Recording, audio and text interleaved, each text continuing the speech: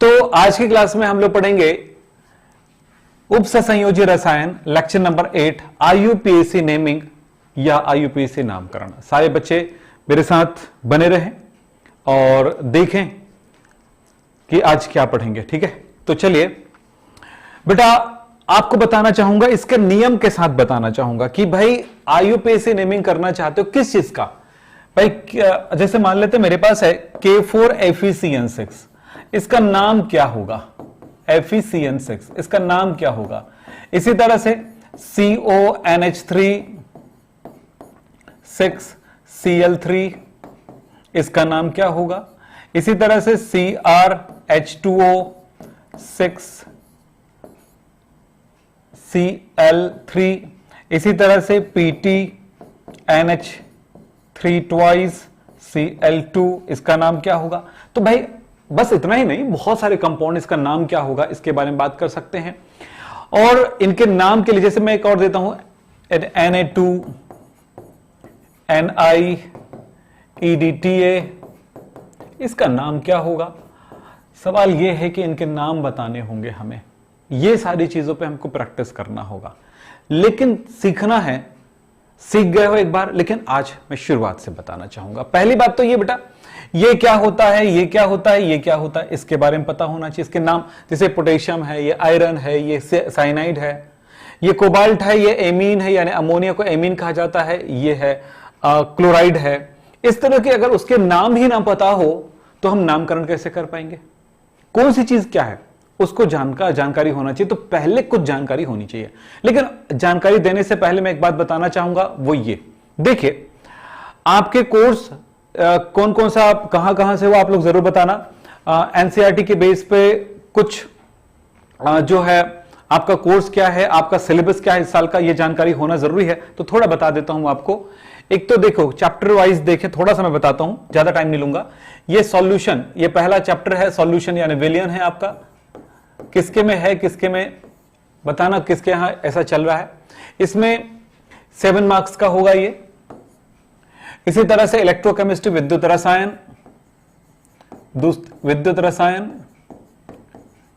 विद्युत रसायन 8 मार्क्स का है। केमिकल काइनेटिक्स यानी कि बोलते हैं रासायनिक बलगतिकी,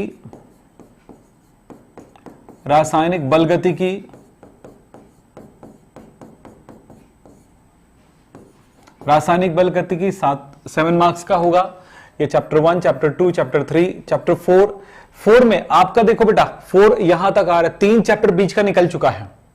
ठीक है, तो यहां पर क्या हुआ, अगला है डी तथा F block elements, D and F block elements. फिर इसके बाद ये 5वां चैप्टर जो अभी न्यू के अनुसार 5वां चैप्टर है। अच्छा, ये वाला 7 मार्क्स का, ये जो अभी पढ़ रहे हो वो भी 7 मार्क्स का है। इसको कहते हैं उपसंयोजी रसायन, कोऑर्डिनेशन नंबर, उपसह संयोजी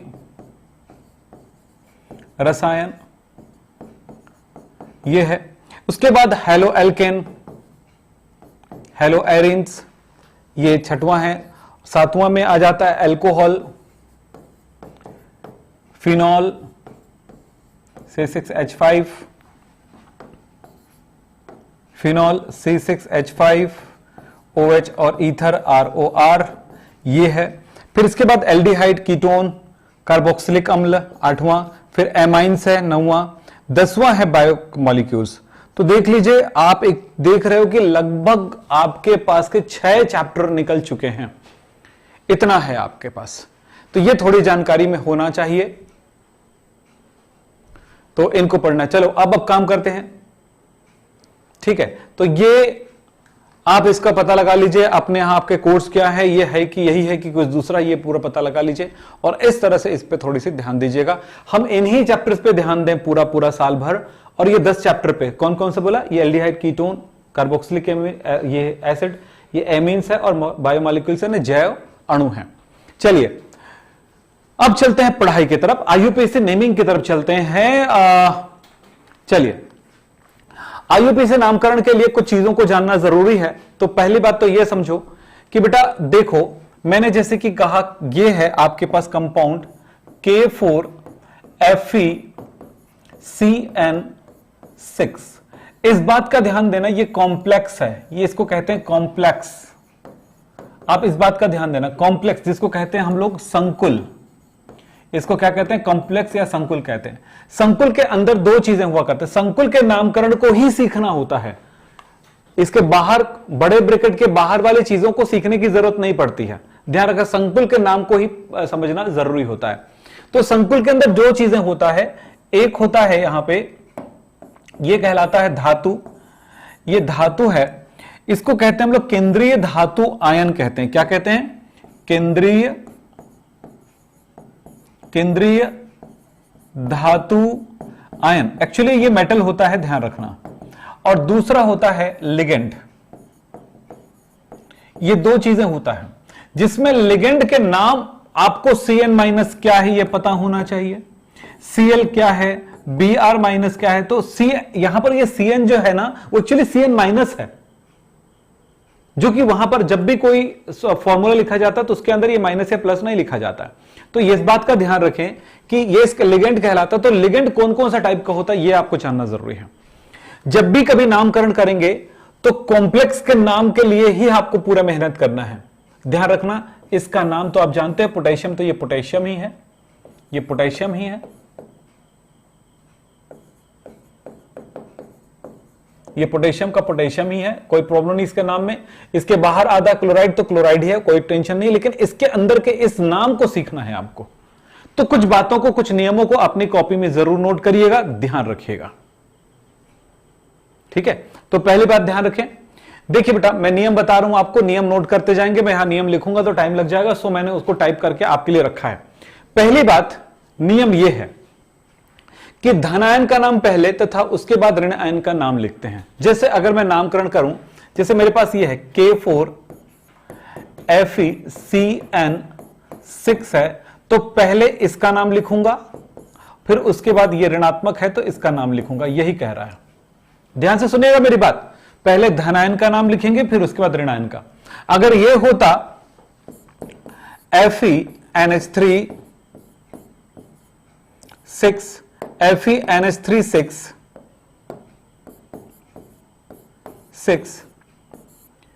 Cl3, तब मैं ये इसका नाम पहले लिखूंगा फिर इसके बाद इनका नाम लिखूंगा। तो चाहे वो कॉम्प्लेक्स पहले आए या बाद में आए, देखो जो जिधर आता है, यानी पहले इसका नाम लिखूंगा पोटेशियम का, उसके बाद कॉम्प्लेक्स का नाम लिखूंगा, ये पहला दूसरा हो गया। यहां पर मैं क्यों ऐसा कर रहा हूं, क्योंकि ये पॉजिटिव भाग है और ये नेगेटिव भाग है, तो पहले पॉजिटिव भाग का नाम लिखूंगा फिर नेगेटिव का। इसमें क्या करूंगा, पहले पॉजिटिव, ये देखो ये पॉजिटिव है और ये नेगेटिव है, तो पहले पॉजिटिव का लिखूंगा फिर नेगेटिव। तो यहां पर आयन का नाम पहले, कॉम्प्लेक्स का नाम बाद में, यहां पर कॉम्प्लेक्स का नाम पहले, आयन का नाम बाद में। इस बात का ध्यान रखेंगे, बस एक छोटी सी बात। चलिए जल्दी करें, फिर उसके बाद चलते हैं, स्लाइड आगे बढ़ा दो, संकुल आयन का नामकरण। अब देखो, अब सीखने वाली बात है कि ये संकुल है, इस संकुल के नामकरण को सीखना होगा। संकुल का नामकरण कैसे करें, तो ये पहला पक्ष में हमने बात किया था। अब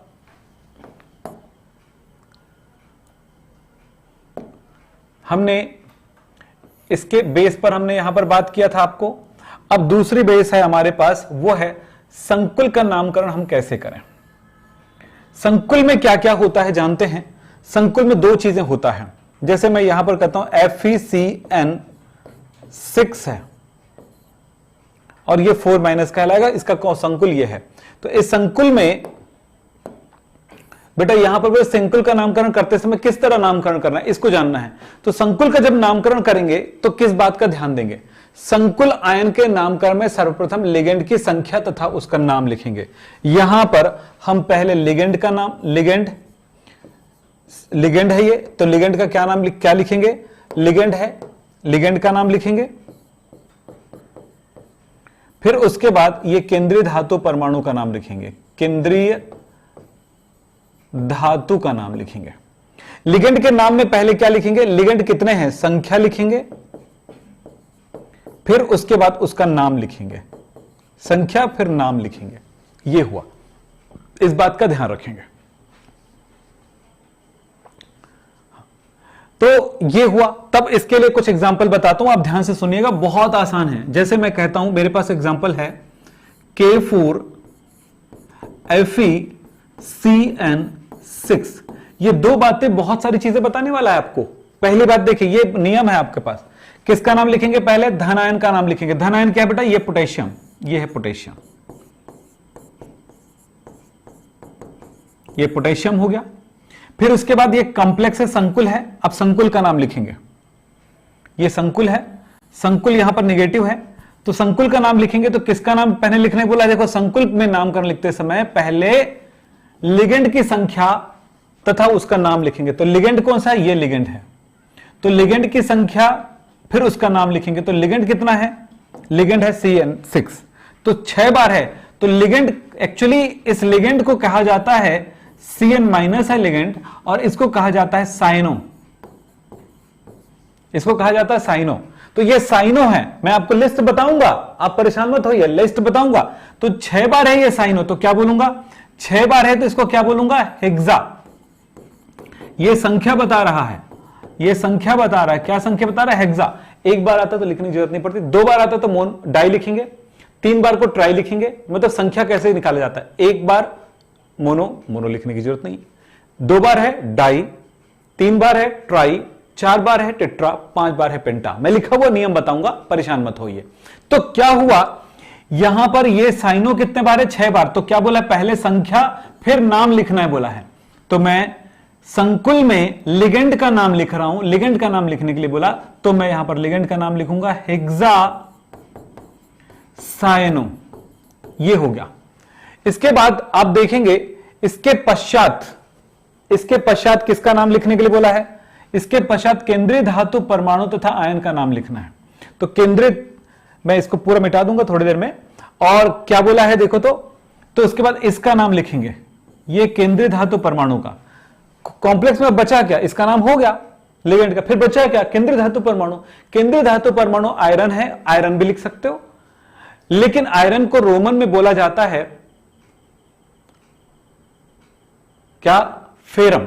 फेरम से हो जाएगा फेरेट। इसका नाम लिखते समय ATE लगाएंगे तो हो जाएगा फेरेट। और उसके बाद उसकी ऑक्सीकरण संख्या निकालेंगे, ऑक्सीकरण संख्या यहां पर +2 आएगा, मैंने यहां पर 2 लिख दिया। बस इतना ही कहानी है इसकी। लेकिन अभी आपको कुछ चीजें ना भी समझ में आया होगा, लेकिन जैसे जैसे मैं आगे बढ़ाते जाऊंगा आपको बात समझ में आने लग जाएगा। ठीक है, बहुत सारी चीजें मैं बताते जाऊंगा आगे जाकर के, तो वो समझ में आने लग जाएगा। तो आप घबराइए बस मत, आपको बताते जा रहा हूं। तो ये हुआ। फिलहाल मैं इसको मिटाता हूं, आपको कुछ जानकारी आपके दिमाग में गया है, अभी लिखने की जरूरत नहीं है, थोड़ी देर में लिखिएगा। इसके बाद मैं बताता हूं आपको, फिर उसके बाद लिखिएगा। ये नियम यहां पर मैंने लिखा है। उसके बाद केंद्रीय धातु परमाणु का नाम लिखना है, फिर आयन का नाम लिखना है। देखिए, केंद्रीय धातु परमाणु या केंद्रीय धातु आयन का। तो पहले धनात्मक भाग का, फिर ऋणात्मक भाग का यहां पर। दूसरी बात, संकुल का नाम लिखते समय पहले लिगेंड का नाम लिखेंगे, फिर केंद्रीय धातु परमाणु का नाम लिखेंगे। लिगेंड का नाम लिखेंगे, फिर केंद्रीय धातु, लिगेंड का नाम, फिर केंद्रीय धातु परमाणु का। लिखा हुआ है, लिगेंड का नाम लिखेंगे संख्या के बाद, और फिर केंद्रीय धातु परमाणु का नाम लिखेंगे। यही तो बताया इसने, ये लीजिए। और रोमन अंकों में उसकी ऑक्सीकरण संख्या लिखेंगे कोष्टक के अंदर, ये वाला। अब दूसरे एग्जाम्पल को लेके चलता हूं। यहां पर ये लिखा हुआ है FeNH3 6Cl3। यहां पर धनात्मक भाग है आपका कॉम्प्लेक्स, ऋणात्मक भाग है ये आयन। तो धनात्मक भाग में आपको क्या मिल रहा है? कॉम्प्लेक्स। तो कॉम्प्लेक्स का नाम पहले, कॉम्प्लेक्स में लिगेंड का नाम पहले, फिर इसका नाम। लिगेंड क्या है? NH3। NH3 को बेटा लिगेंड में कहा जाता है एमीन। क्या कहा जाता है? एमीन। पूरा लिस्ट बताने वाला हूं आज ही, ध्यान से सुनिए बस। इसको कहा जाता है एमीन। तो ये हेक्सा एमीन हो जाएगा, इसका नाम क्या होगा? हेक्सा। अच्छा, एक बात हमेशा ध्यान रखना, जब भी कॉम्प्लेक्स का नाम लिखते हैं ना, तो कभी भी कोई कैपिटल लेटर नहीं आता, ध्यान रखना, स्मॉल लेटर आता है। हेक्सा एमीन, ये हेक्सा एमीन हो गया। फिर आयरन, आयरन की ऑक्सीडेशन नंबर यहां पर +3 आएगा, तो आयरन लिख सकते हैं यहां पे। दूसरा नाम हो जाएगा इसका नाम तो हो गया, इसका नाम ये हो गया। अब इसका नाम होगा तो ये होगा आयरन। आयरन भी लिख सकते हैं, या फिर लिख सकते हैं फेरम भी लिख सकते हैं। लेकिन इसमें ATE नहीं लगाएंगे जैसे उसमें हम लगाए थे। तो वो क्यों लगाते हैं उसके बारे में बताऊंगा थोड़ी देर में। फिर इसका ऑक्सीडेशन नंबर आपको यहां पर 3 मिलेगा। फिर इसके बाद ये Cl जो है क्लोराइड कहलाएगा। अब ये क्यों कहलाएगा, इसका पूरा दारोमदार एक लिस्ट पे डिपेंड करता है। ये एक लिस्ट है। लिगेंडो को जब तक पहचानेंगे नहीं आप नामकरण कर नहीं सकते। यहां पर जो तकलीफ हुआ है सिर्फ इसलिए तकलीफ हुआ है कि आपको ये वाली लिस्ट याद नहीं है।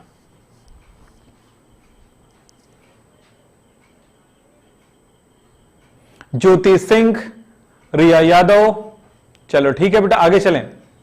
प्रिंस, क्या बोला मैंने, ये लिस्ट याद नहीं है तो क्या समझना है आपको, देखो ध्यान से। ये लिस्ट मैं आपके पास लिखा लुखा ला के छोड़ दिया हूं।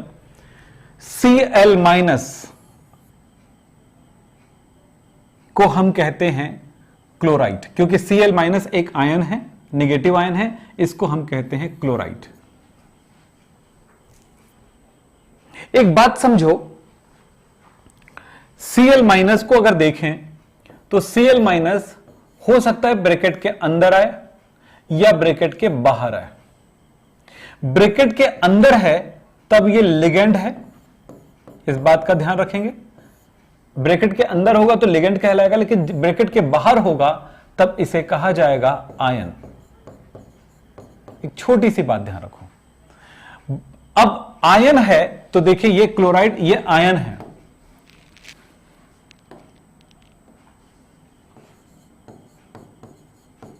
आयन, आयन कहने का मतलब है ये ब्रैकेट के बाहर है।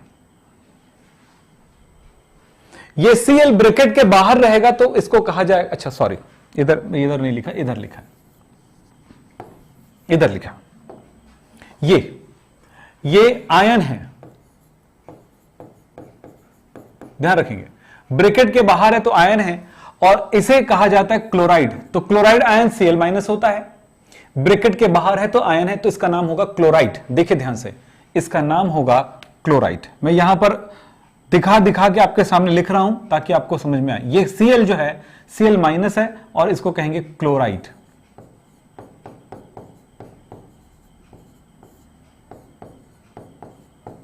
आप ये कह सकते हो। लेकिन जब ये अंदर रहेगा, ब्रैकेट के अंदर रहेगा, बड़ा ब्रैकेट के अंदर रहेगा, तब इसे कहा जाएगा लिगेंड।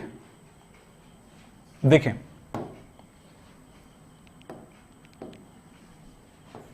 ये ब्रैकेट के अंदर रहेगा तब लिगेंड कहा जाएगा।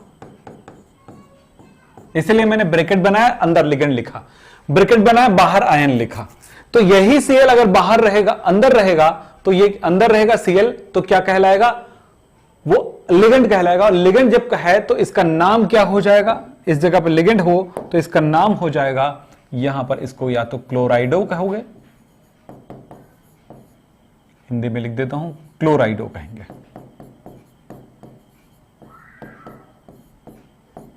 देख लें, ब्रैकेट के अंदर है तब इसका नाम क्लोराइडो है और बाहर है तो आयन है। तो सबसे पहले जानना चाहिए आयन के बारे में, क्योंकि इससे पहले भी परिचित हो कि Cl- एक क्लोराइड है, Br- ब्रोमाइड है। देख लो, तो ये वाला लिस्ट याद करना जरूरी है। इसको याद रख लोगे तो भाई वो वाला पूरा याद हो जाएगा।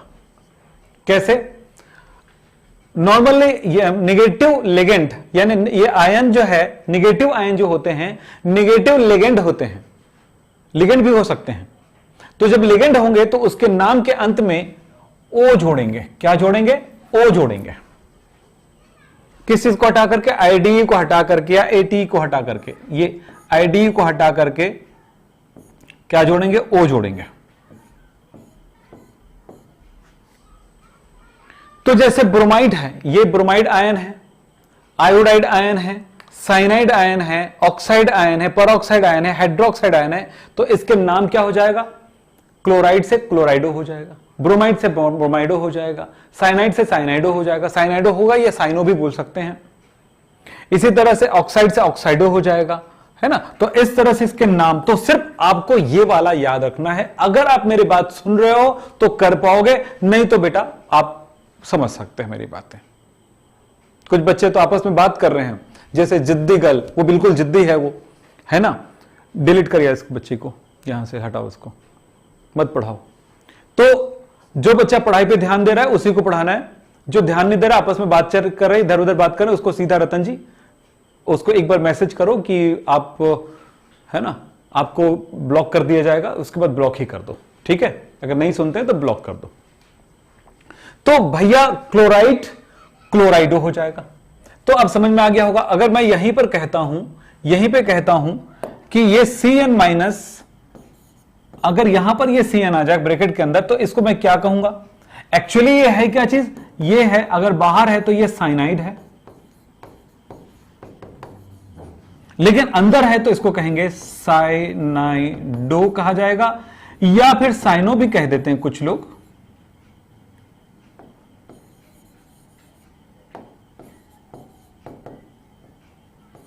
साइनाइडो या साइनो भी कह दिया जाता है, ये दोनों नाम से जाना जाता है इसको। तो ये एक छोटी सी बात को अगर आपने पकड़ा नहीं, दुनिया भर का आप काम करने लगे तो कुछ नहीं होने वाला। तो इससे बहुत आसान हो गया बेटा, बहुत आसान। जिद्दी गर्ल सॉरी लिखा है उनको छोड़ दो, मत बंद करो, है ना, पढ़ाई पे ध्यान देंगे।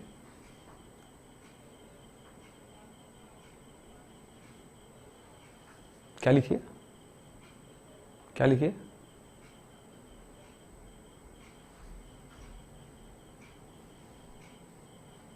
ठीक, चलिए।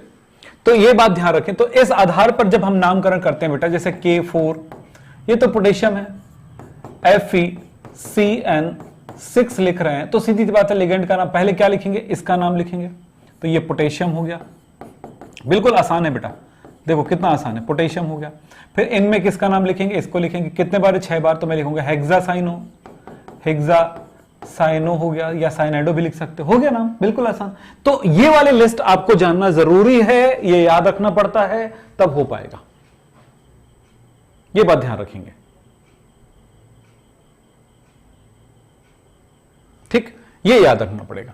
दूसरी बात, इसका नाम लिखने का तरीका क्या होगा ये बताता हूं मैं, बस फिर नाम कंप्लीट हो जाएगा, है ना। नियम में बताता हूं, नियम के से बाहर निकल के नहीं बात करूंगा, नियम पूरा लिखा हुआ है, आप नोट कर लीजिएगा। ये एक टेबल है, ऐसे ही एक टेबल ये है। Carbonate ion CO3, CO3 2-, CO3 2-, ये सब आयन है। आयन है मतलब ये बड़ा ब्रैकेट के बाहर है इसलिए, और अगर यही चीज बड़ा ब्रैकेट के अंदर होगा, बड़ा ब्रैकेट के अंदर होगा तो वो लिगेंड है, बस याद रखिएगा। तो ये कार्बोनेट लिगेंड भी हो सकता है, आयन भी हो सकता है। आयन बोलने का मतलब क्या? बाहर है ना, याद रखना।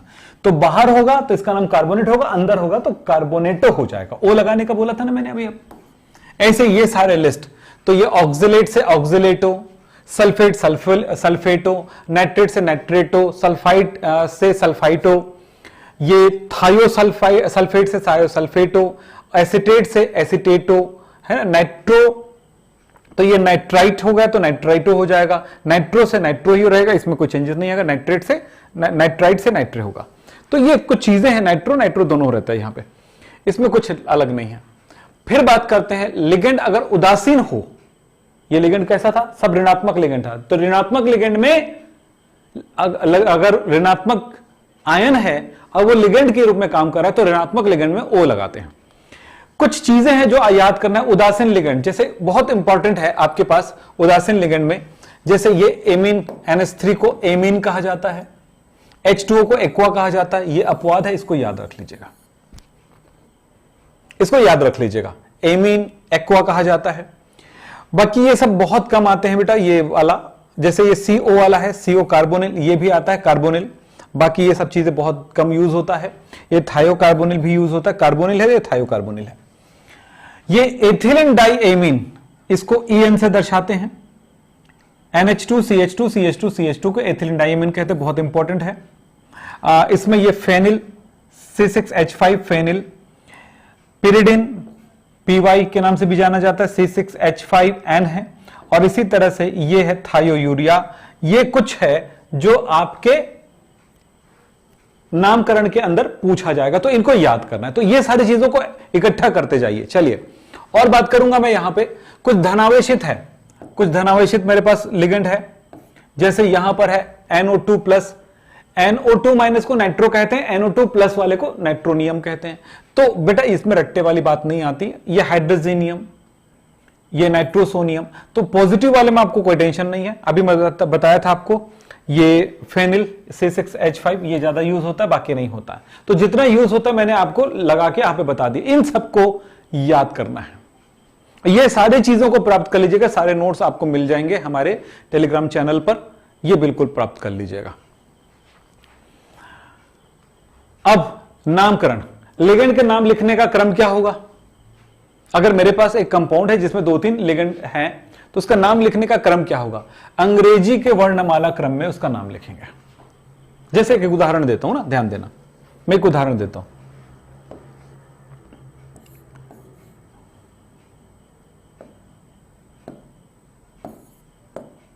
देखो मैंने लिखा K4Fe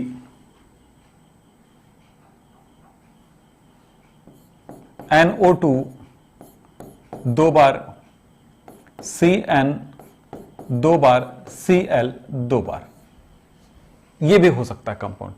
इसका नाम कैसे लिखूंगा? आपको तो पता है इसका नाम पहले लिखना है मुझे, तो मैं इनका नाम पहले लिख दूंगा पोटेशियम।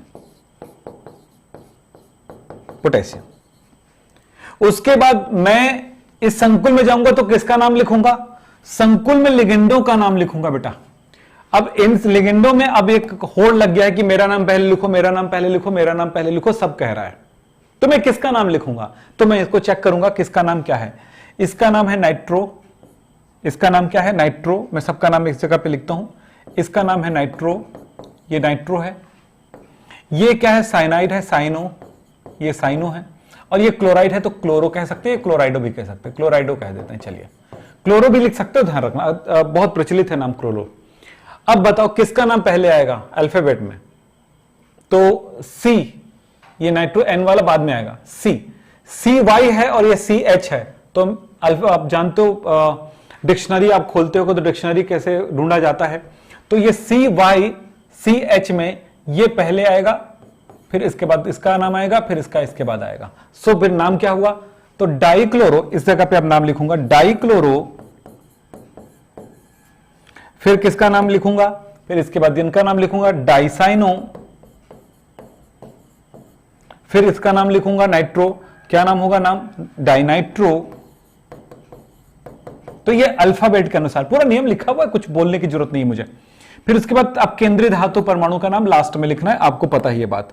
तो इसका नाम लिखूंगा, इसका नाम ऑक्सीडेशन नंबर +2 आ रहा है बेटा इसका। तो एक बात हमेशा ध्यान रखना, अब ये तो समझ में आ गया कि इसका नाम लिखने के बाद इसको निपटाना है। तो इसका नाम लिखते समय यह ध्यान रखना कि पूरा ब्रैकेट किस तरह का, नेगेटिव है पॉजिटिव, यानी कॉम्प्लेक्स पॉजिटिव के नेगेटिव। अगर कॉम्प्लेक्स पॉजिटिव होगा या उदासीन होगा तो कुछ नहीं करेंगे। उसका नाम आयरन है तो आयरन लिख देना, या फेरम है तो फेरम लिख देना। लेकिन अगर ये नेगेटिव कॉम्प्लेक्स में, देखो ये पॉजिटिव है तो ये पूरा भाग नेगेटिव है, ऋणात्मक है, तो ऋणात्मक होने के कारण इसके नाम के अंत में ATE जोड़ देते हैं, तो इसका नाम हो जाएगा फेरिट। क्यों क्यों क्यों ये इसमें ATE जोड़े? क्योंकि कॉम्प्लेक्स जो है नेगेटिव है, ये बड़ा ब्रैकेट वाला भाग पूरा नेगेटिव है, तो ये फेरिट हो जाएगा। और इसकी ऑक्सीडेशन नंबर लिख करके खत्म कर दूंगा, पूरा नाम एकदम राइट है। इस तरह से नाम होता है बेटा, इस तरह से नामकरण किया जाएगा। आगे चलता हूं और कुछ बातें बताऊंगा आपको। जैसे यहां पर चलता है लिगेंड की संख्या को व्यक्त करने के लिए, अभी तो बताया था आपको, एक लिगेंड है तो कुछ नहीं लिखना, 2 आया तो डाई, 3 आया तो ट्राई, 4 बार आया तो टेट्रा लिखना होता है, ये तो क्लियर हो गया। लेकिन एक बात और सीखने वाली बात है, जिस लिगेंड में डाई ट्राई टेट्रा लिखा होता है उसकी संख्या बताने के लिए हमें बताना होगा 20, 2 बार के लिए 20, 3 बार के लिए 30 और 4 बार के लिए टेट्राकिस लिखना होगा, 5 के लिए पेंटाकिस लिखना पड़ेगा। मैं एक एग्जांपल समझाता हूं, आपको समझ में आ जाएगा। चलिए ऊपर वाला तो कई बार पढ़ लियो, यहां पर देखो डाई डाई लिखे हैं, डाई ये डाई वो है ना। यहां पर आपने लिखा है हेक्सा वाला, ये देखो कहां पे आएगा, यहां पर किए थे ना, ये हेक्साइमिन है ना। तो ये तो सब कर चुके हैं, इसमें कोई बात नहीं है। मैं एक एग्जांपल देता हूं, देखिए ध्यान से, एक बढ़िया अलग वाला, FeEN थ्राइस Cl2। बेटा यहां पर हमें ये पॉजिटिव भाग है आपको पता चल गया है, और ये नेगेटिव भाग है ये आपको पता चल गया है। पॉजिटिव भाग में कॉम्प्लेक्स है, कॉम्प्लेक्स का नाम लिखना है, कॉम्प्लेक्स में पहले नाम लिखना है इसका। तो बेटा इस बात को ध्यान रखो, EN का मतलब होता है एथिलीन डाइएमीन।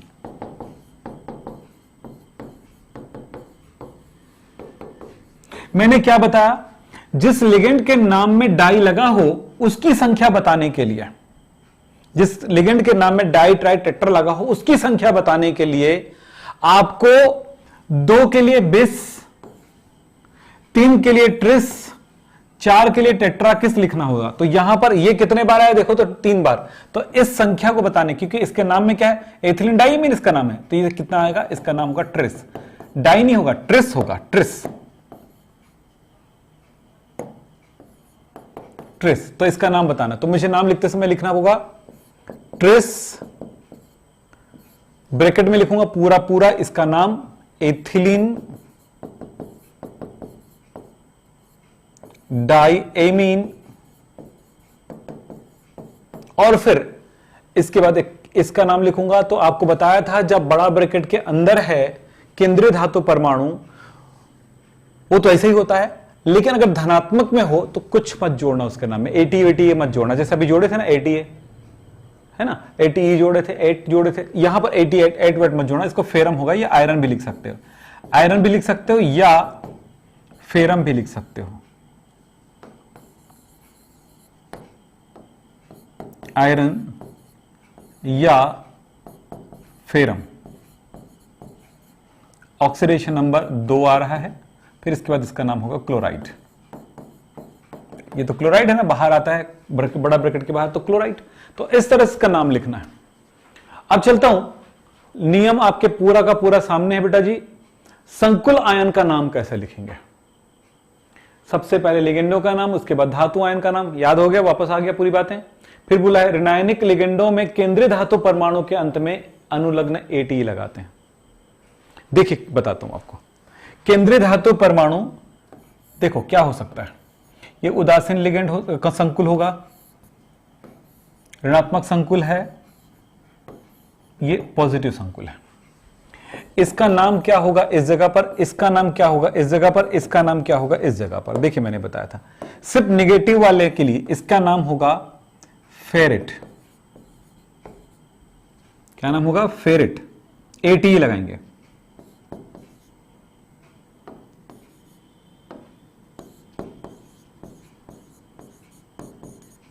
जबकि इसका नाम क्या होगा, यहां पर उदासीन होगा तो कुछ नहीं जोड़ना है, ATE मत जोड़ना, फेरम, ये फेरम होगा। इसका नाम भी यहां पर फेरम ही होगा, मैंने यही बताया है। आयरन का नाम मैंने अलग अलग कॉम्प्लेक्स में लिखा, इस कॉम्प्लेक्स में उदासीन कॉम्प्लेक्स में है, नेगेटिव कॉम्प्लेक्स में है, ये धनात्मक कॉम्प्लेक्स में, ये नेगेटिव हुआ, ये धनात्मक है। तो धनात्मक में होगा या उदासीन में होगा, तो सिर्फ निगेटिव में होगा तब इसके नाम के अंत में ATE लगाना है, मैंने लिख दिया बस, और कुछ नहीं, लंबा चौड़ा कुछ नहीं। तो किसके लिए क्या लगाएंगे, देखिए लेड है तो पम्बलेट लिखेंगे, गोल्ड है तो ऑरेट लिखेंगे, जिंक है तो जिंकेट लिखेंगे, टीन है तो स्टेनेट लिखेंगे, सिल्वर है तो अर्जेंटेट लिखेंगे, कोबाल्ट है तो कोबाल्टेट लिखेंगे, आयरन के लिए फेरेट लिखेंगे, कॉपर के लिए क्यूपरेट लिखेंगे, प्लेटिनम के लिए प्लेटिनेट लिखेंगे। आप इस लिस्ट को लिख लीजिएगा।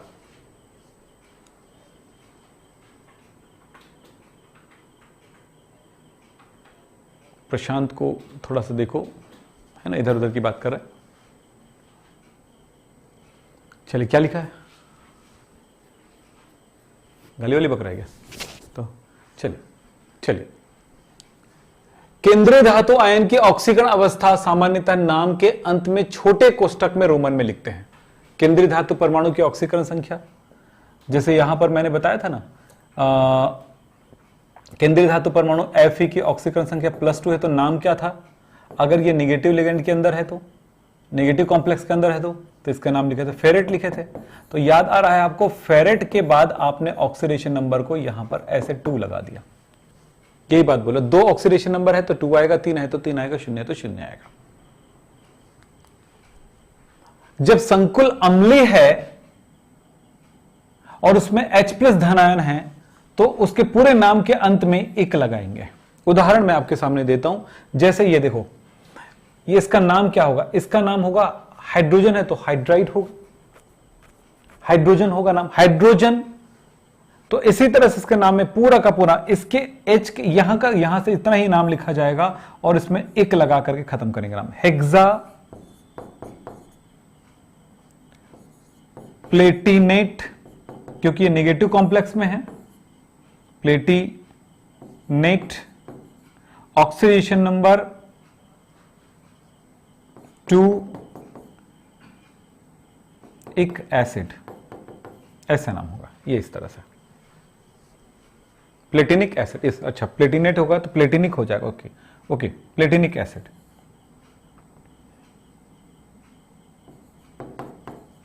एसिड तो प्लेटिनिक के पास ये ऑक्सीडेशन नंबर का जो पार्ट है ये लास्ट में अम्ल, एक अम्ल, अम्ल हिंदी में मिलता है, इंग्लिश में ऐसा हो, प्लेटिनिक अम्ल हो जाएगा, एक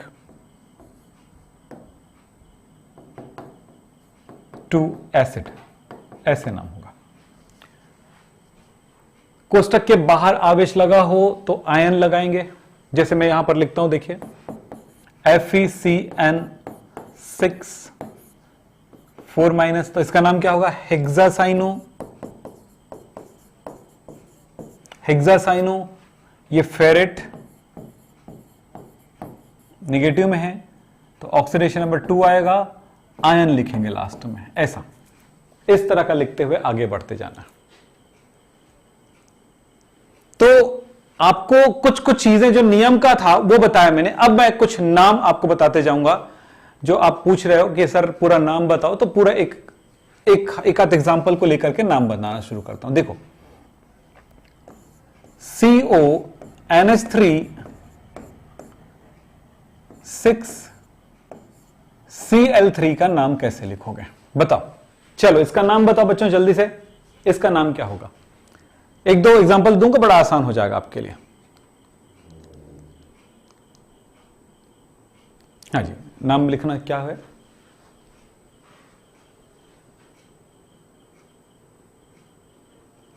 क्या है, मिस्टर अभिषेक बोले कि 1 2 3 4 लेक्चर पहले करा दीजिए सर प्लीज। बेटा एक बात समझो, एक बात तुम सोचो, इतने दिन से पढ़ा रहा हूं तो क्या मैं चैप्टर 1 2 3 4 को नहीं पढ़ाया होऊंगा आपको। हाँ, किस दुनिया में रहते हो। चैनल खोलो, सारे लेक्चर और सारे चैप्टर आपको मिल जाएंगे, वहां पे देखो खोल के। इसका नाम होगा, पहले मैं इसका नाम लिखूंगा तो होगा हेक्सा, इसको बोलते हैं NH3 को एमीन, हेक्सा एमीन। फिर उसके बाद मैं नाम लिखूंगा केंद्रीय धातु परमाणु का, केंद्रीय धातु परमाणु मेरे पास है ये CO। चूंकि ये पॉजिटिव कॉम्प्लेक्स है इसलिए इसके नाम के अंत में मुझे ATE नहीं लगाना, सिर्फ कोबाल्ट लिखना है, कोबाल्ट, ऑक्सीडेशन नंबर 3। फिर उसके बाद मुझे, अब ये खत्म हो गया इसका नाम, अब इसका नाम लिखना है क्लोराइड।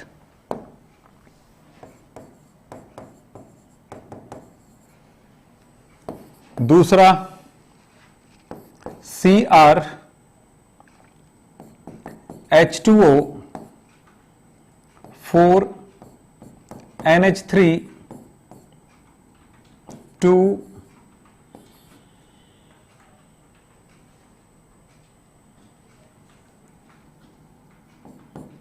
NO3 thrice.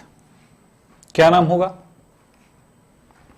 लिगेंडों का नाम लिखूंगा, लिगेंड में यह है एक्वा और यह है एमीन, ध्यान रखेंगे। तो किसका नाम पहले आएगा, AQ की AM, एम पहले आता है Q से, तो AM होगा। तो नाम हो जाएगा, इसका नाम लिखूंगा डाइएमीन, इसका नाम हो जाएगा टेट्रा एक्वा। फिर इसके बाद नाम हो जाएगा इसका केंद्रीय धातु परमाणु, तो एक क्रोमियम है तो इसका नाम हो जाएगा क्रोमियम। कलर चेंज कर देता हूं, क्रोमियम। ऑक्सीडेशन नंबर 3 आएगा, ऑक्सीडेशन नंबर निकालने आना चाहिए। फिर इसके बाद होता है इसका नाम नाइट्रेट, तो यह है नाइट्रेट नाम होगा इसका नाम। तो इसलिए बोला लिस्ट अगर आपको याद होगा तो आप काम कर पाएंगे। इस तरह से नाम करते हुए चलता है आगे। तो आप लोग अपनी तैयारी करें, पूरा जो जो मैंने बताया उस लिस्ट को अपने पास इकट्ठा करें, फिर कर सकते हैं। एक बच्चा क्या लिखा है देखो, तो किशन ठाकुर ने, सर कब से आप आ रहे हैं क्रांति बैच में। बेटा ये आप हेल्पलाइन नंबर पे कॉल करके बात कर लीजिएगा और ये स्क्रीनशॉट ले लो उसको, बच्चे का, किसको, ऋषभ को भेजो, ठीक है। तो चलिए हो गया, आज की क्लास यहीं पे समाप्त करते हैं। नमस्कार, धन्यवाद, थैंक यू।